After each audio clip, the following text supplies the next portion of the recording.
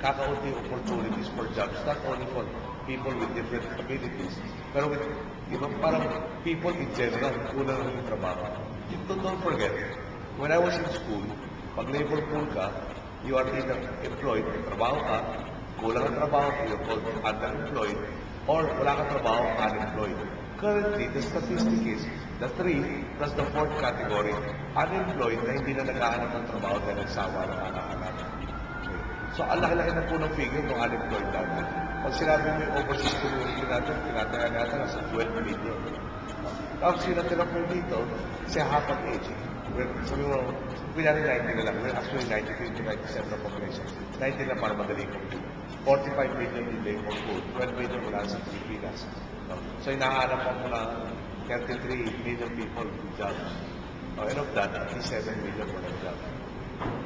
So, maganda nga. Pero siguro, susunod, i-grow natin muna yung economy. Nadami yung opportunity. Tapos pwede tayo mag-demand. Doon sa, may ability naman ito, baka dito table, baka abilities dito. Pero to say, nagdagan natin yung requirement kayo. Kakaunti na po yung trabaho dito, baka naman lalong umalis yung trabaho dito. In manufacturing, halos wala na tayo manufacturing kung 2%. Puro services ang growth areas po natin. I-impose pa tayo new restrictions. Baka kung talaga wala na tayo mapatrabaho.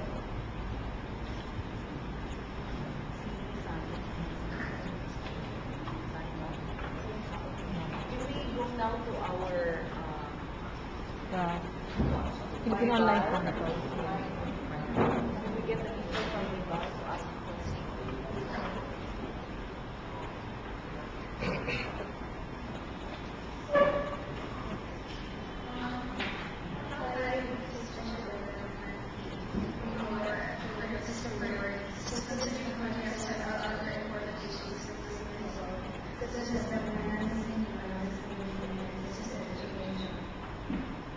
I'm sorry, I really didn't get any part of the question. Put down the mic. It's all echo, I'm sorry. I don't use the mic.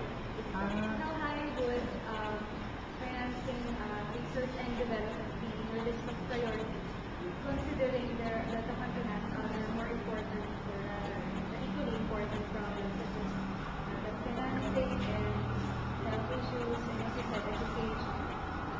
Yung research and development, one of the dreams is to get the manufacturing base back in this country. And I'll go back to the education, sorry, nagmumula na. 14 students out of the 100, 100 students enter grade 1, 14 graduate. Of the 14, only 2 are in sciences. One of the things I really wanted to say at the start of the campaign was, I want to increase the enrollment of the Philippine Science High School. Impressed ako with every graduate I've met in the Philippine Science High School. Kinalabasan more than double pa rin tuition expense ng gobyerno ng Philippine Science High School compared to UP. Worse pa for the other state universities in countries. I think the figure is something like 78,000 pesos per student. Sa UP, it's about 24. So, di ba, less than half pa yung UP. At yung UP ata nag-integrated school. UP na college na level. So, ang punto siguro dyan, di ba, chicken and egg, where should we start? I think the manufacturing base should be there, necessitating the R&D aspect, parang that creates a need for the R&D, then that's when government can really intervene. Sa services, parang very little ano ba yung R&D natin sa service sector, which is where our employment, that's where our employment is primarily. Now, will it be a priority?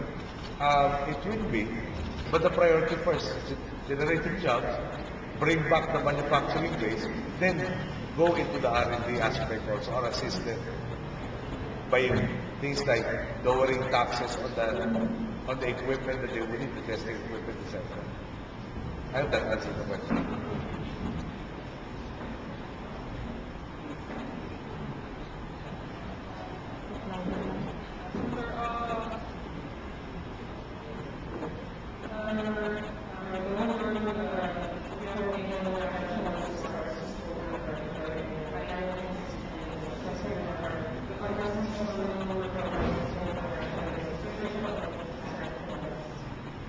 National sports program.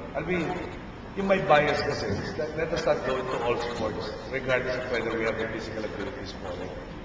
Kasi parang, as an economist, the basic concept is how do you satisfy unlimited wants with limited resources.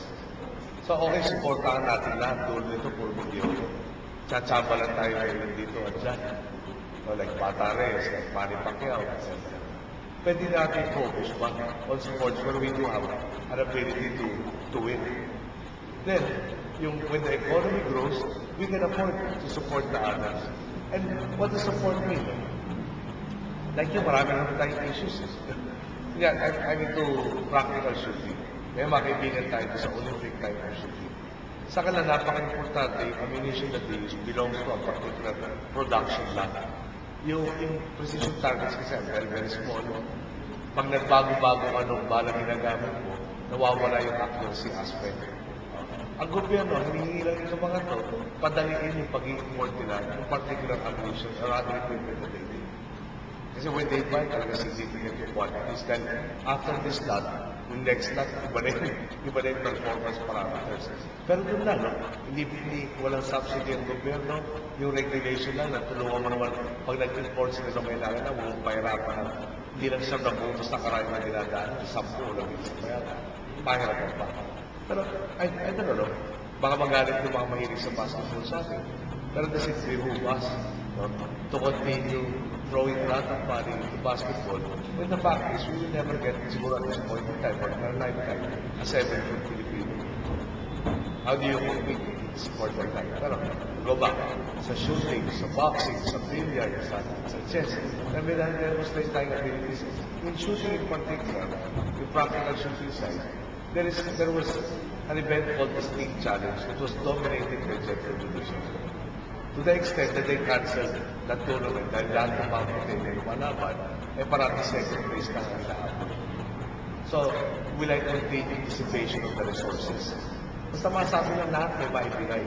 Okay ba? I don't think it's a correct strategy. You do not present the role models that others can emulate. The idea of being disciplined in trying to achieve a goal. One of the horror stories that one of the sports commentators told me is that one of our teams previously, when I ran for the Senate, nangihirapan ako ng boxing shorts, for instance, before the match. Ganun ba natin kailangan i-dissipate yung accounting resources? O i-concentrate? Doon sa may laban naman.